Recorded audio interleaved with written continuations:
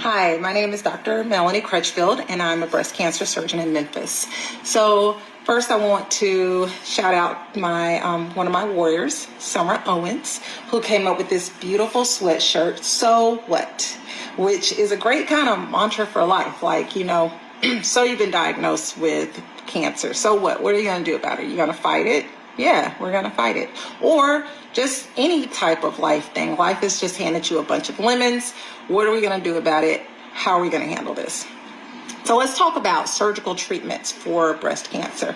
A lot of women, when they are initially diagnosed with breast cancer, they're in my office, they fall into one or two camps.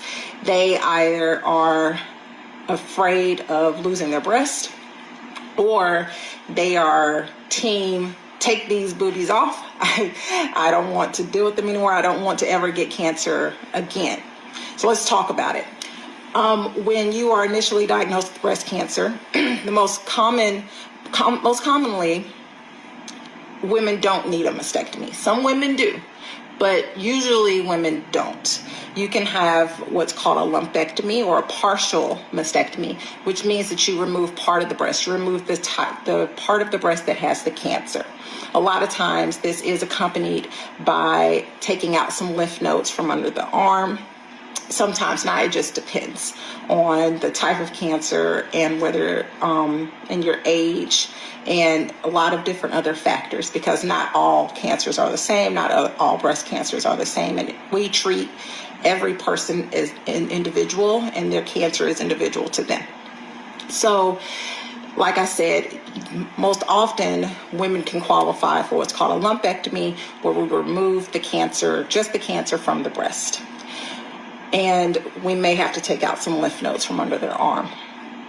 Or you can do what's called a mastectomy. With the mastectomy, you remove the entire breast. There are lots of different ways we can do this. Sometimes we can spare the nipple. Sometimes we can do an implant to rebuild the breast.